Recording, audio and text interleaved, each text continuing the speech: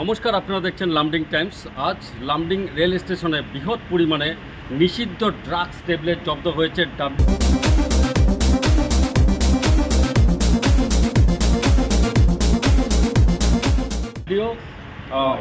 WY নিষিদ্ধ drugs tablet জব্দ করেছে। লামডিং আরপিএফের সিআইবি দল ও জিআরপির অপারেশনে ধরা পড়েছে নিষিদ্ধ ড্রাগস ট্যাবলেট। আর এই ড্রাগস ট্যাবলেটের দৃশ্য আমরা দেখাবো।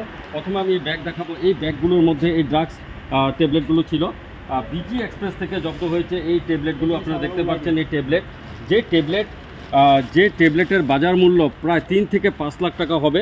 আর এই ট্যাবলেট নিষিদ্ধ ড্রাগস ট্যাবলেট আমরা জানতে পেরেছি প্রায় 10 লাখ টাকা হবে। এই নিষিদ্ধ ড্রাগস ট্যাবলেট লামডিং আরপিএফের সিআইবি দলের যে ইন্সপেক্টর নন্দেশ্বর দাসের যে দল এবং লামডিং জিআরপির দল জয়েন্ট অভিযানে এইগুলো জব্দ করা হয়েছে।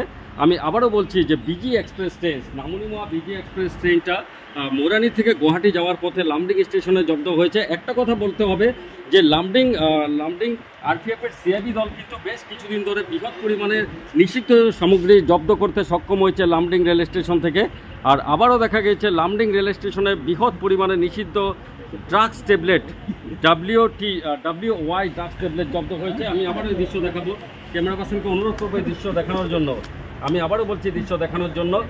এই হচ্ছে যুব প্রজন্মকে নষ্ট করার যে ট্যাবলেট, এই ট্যাবলেট কিন্তু যুব প্রজন্মকে নষ্ট করার এই ট্যাবলেট দেখা গেছে লামডিং রেল স্টেশনে জব্দ করেছে আরপিএফের সিআইবি দল, মিস্টার নন্দেশ্বর দাসের টিম এবং লামডিং জিআরপির দলে অভিযান চালিয়ে জব্দ করেছে।